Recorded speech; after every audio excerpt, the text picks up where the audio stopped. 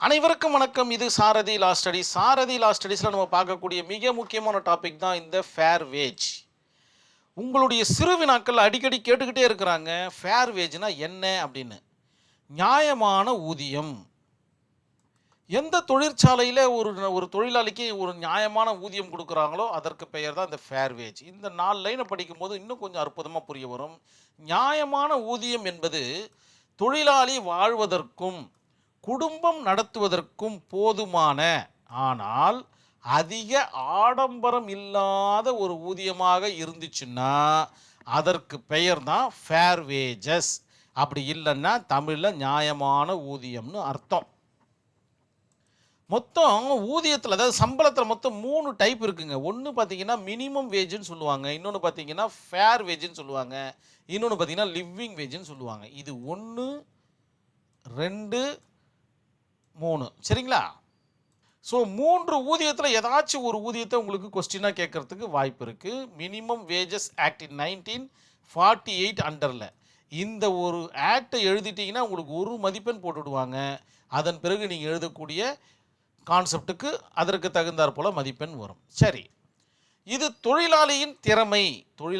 ஒவ்வொரு தொழிலாளிக்கு ஒவ்வொரு திறமை இருக்குது. அதன் அடிப்படையிலும் முதலாளியின் செலுத்தும் திறன். ஒரு சில முதலாளியால் பார்த்திங்கன்னா அந்த சம்பளத்தை கொடுக்க முடியாத சுச்சுவேஷன் இருப்பார். காரணம் என்னென்னு பார்த்தீங்கன்னா, அவங்க செய்கிற ப்ராடக்ட் பார்த்திங்கன்னா ஒரு ஸ்பீடாக விற்காமல் ரொம்ப கம்மியாக ஒரு ஆவரேஜாக விற்கிற மாதிரி இருந்துச்சுன்னா அதன் அளவுகோலிலும் இந்த ஃபேர் வேஜ் நிர்ணயிக்கப்படுகிறது. இதே நிறைய வித்துச்சுன்னு வச்சுக்கிங்களேன், அவங்க உடனே லிவிங் வேஜில் வரத்துக்கும் வாய்ப்பு இருக்குது.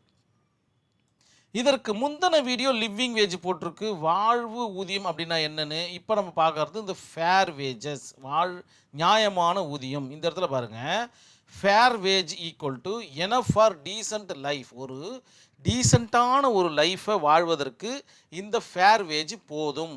எக்ஸாம்பிள் எப்படி சொல்லலாம்? ஒரு வாடகை வீடு எடுத்து வாடகை கட்டுறதுக்கு, அதன் பிறகு பார்த்திங்கன்னா அவர்கள் குழந்தைகளை படிக்க வைப்பதற்கு, நல்ல உணவு உடைகளை உடுத்துவதற்கு, அதன் பிறகு பார்த்திங்கன்னா அவங்க வீட்டில் எதனா பெரியவர்கள் இருந்தால் அவர்களை பராமரிப்பதற்கு, இது எல்லாமே பார்த்திங்கன்னா ஒரு ஃபேர் வேஜால் முடியும். இது ஒரு டீசெண்டான லைஃப்பை நடத்துவதற்கு ஏதுவாக இருக்கும். ஒரு எக்ஸாம்பிள் பார்த்திங்கன்னா ஒரு 35,000 இருந்துச்சுன்னா ஒரு குடும்பத்தை நல்லா நடத்தலாம் அப்படின்றபோது அதனுக்கு பெயர் தான் ஃபேர் வேஜ். அதே லிவிங் வேஜில் ஒரு 85,000 இருந்துச்சுன்னா இதற்கு பெயர் பார்த்தீங்கன்னா லிவிங் வேஜ். அதே போல் மினிமம் வேஜாக இருந்துச்சுன்னா ஒரு 15,000 இருந்துச்சுன்னா பாருங்கள், இவர்கள் என்ன கஷ்டப்படுவாங்க அப்படின்னா அந்த அளவுக்கு கஷ்டப்படுவோம். இந்த விகிதாச்சாரத்தை நம்ம புரிஞ்சுக்கிட்டோம்னா எந்த கொஸ்டின் கேட்டாலும் நம்ம ஈஸியாக புரிஞ்சிக்கலாம். நம்ம இப்போ உங்களுக்கு ஃபேர் வேஜ்னா என்னென்னு தெரிஞ்சிருக்கும். இந்த ஒரு கேஸ் ஸ்டடியை பார்க்கும்போது இன்னும் கொஞ்சம் தெளிவாக புரிய வரும். Standard vacuum refining co limited versus its workmen in 1960 நடந்த ஒரு வழக்கு என்ன சொல்லுது அப்படின்னு பார்த்தீங்கன்னா, நியாயமான ஊதியம் என்பது, அதாவது ஃபேர் வேஜ் என்பது வாழ்வு ஊதியம், லிவிங் வேஜ் ஒன்று இருக்குங்களா, வாழ்வு ஊதியம் மற்றும் மினிமம் வேஜ், அதாவது குறைந்தபட்ச ஊதியம், இரண்டிற்கும் இடைப்பட்ட ஊதியத்திற்கு பெயர் தான் இந்த ஃபேர் வேஜ்னு சொல்லிட்டாங்க. அதாவது வாழ்வு ஊதியத்திற்கும் குறைந்தபட்ச ஊதியத்திற்கும் இடையில் செல்லக்கூடிய ஊதியத்திற்கு பெயர் தான் இந்த ஃபேர் வேஜ். இதோடைய அளவு பார்த்திங்கன்னா 85,000, இதனுடைய அளவு பார்த்திங்கன்னா 15,000, இதனுடைய அளவு பார்த்திங்கன்னா 35,000. இதுதான் பார்த்திங்கன்னா உங்களுக்கு ஒரு கீ பாயிண்ட் மாதிரி கொடுக்கறது. இதை வச்சு தான் நீங்கள் எக்ஸாமே எழுத போகிறீங்க. இன்னொரு ஒரு பாயிண்ட்டை ஆனரபிள் ஜட்ஜஸ் சொல்கிறாங்க, வாழ்வு ஊதியம் என்பது நியாயமான ஊதியம் என்பது நிலையான ஊதியம் அல்ல.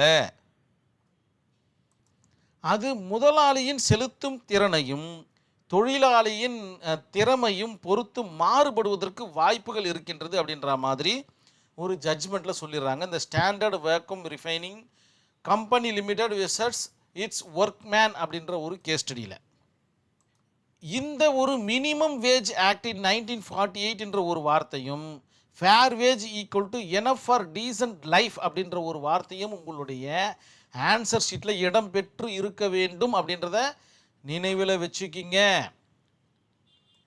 கண்டிப்பாக இந்த வீடியோ உங்களுக்கு புரிஞ்சிருக்கும் நான் நம்புகிறேன். நன்றி, வணக்கம்.